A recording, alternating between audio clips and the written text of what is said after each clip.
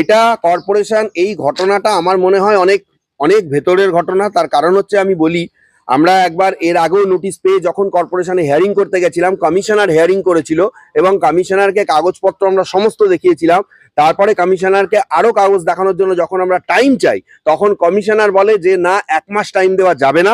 তার কারণ হচ্ছে মেয়রের ইনস্ট্রাকশন আছে বাড়ি ভাঙতে হবে। উনি সেই কথাটা হঠাৎ করে বলে দিয়েছিল।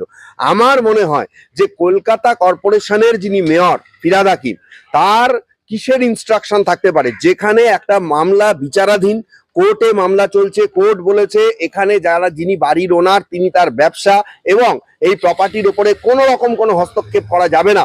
সেখানে কলকাতা কর্পোরেশনের মেয়র তিনি কিভাবে তার কমিশনারকে দিয়ে হিয়ারিং করি, এবং এই যে জিনিসগুলো হচ্ছে টোটালটাই ইল্লিগাল।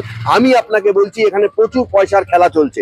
আলিপুর এর বেলিফ আপনারা জানেন, 1 বছর আগেও এরকম ঘটনা হয়েছিল, তখন তিনি এসেছিলেন এবং তখন পরবর্তীকালে প্রমাণ হয় যে প্রচুর টাকা ঘুষ খেয়েছিলেন তিনি ঘুষ খেয়েছিলেন এবং তার বিরুদ্ধে মামলা হয়েছে।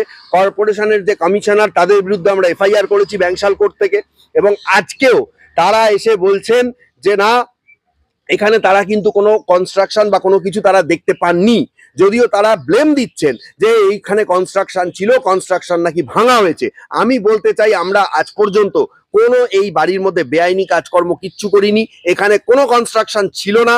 এবং কর্পোরেশন এটা পয়সা খাইয়ে, এখানে আমাদের যে এগেন্স্ট পার্টি রয়েছে তিনি পয়সা খাইয়ে, আমার মনে হয় তিনি মেয়রের কোনো রিলেটিভ হবেন, যার জন্য তিনি পয়সা খাইয়ে এই জিনিসগুলো করছেন এবং একটা হ্যাকেল এবং হ্যারাস করার চেষ্টা করছেন। প্রত্যেকবার আমরা এই জিনিসটা দেখছি। আমরা কিন্তু এরপরে আরো বড় পদক্ষেপ নেব। আজকে যারা যারা এসছিলেন, আজকে কারা কারা এসছিলেন নামগুলো আমি বলে দিচ্ছি আপনাদের। সেইখানে এসএই দুজন এসছিলেন কর্পোরেশন থেকে, অর্ক মন্ডল আর অরিক মন্ডল, এই দুজনেই, এবং আরো স্টাফরা রয়েছিলেন। তারা আজকে পরিষ্কার এখানে ভিডিও তুলেছেন এবং তারা নিজেরাও স্বীকার করেছেন যে এখানে এই মুহূর্তে কোনো কনস্ট্রাকশন নেই। মানে তারা বলতে চাইছেন যে কনস্ট্রাকশনটাকে নাকি দেখানো হচ্ছে না, বা আমরা ভেঙে দিয়েছি ইত্যাদি ইত্যাদি, এই ধরনের তাদের ব্লেম।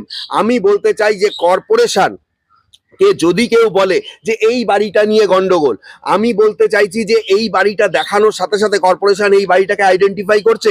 এই বাড়ির সঙ্গে যত মামলা রয়েছে, কোথাও আপনি দেখাতে পারবেন না যে কর্পোরেশন এই বাড়ির ওপরে কোনো অর্ডার পেয়েছে এই বাড়ি ভাঙার জন্য অথবা এই বাড়িতে দখল করার জন্য কোনো অর্ডার নেই।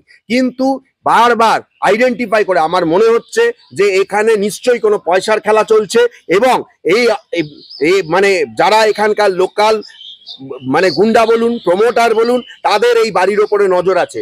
তারা এইটা ওই জুবেদা যিনি আছেন আমাদের আদার সাইড, তাকে দিয়ে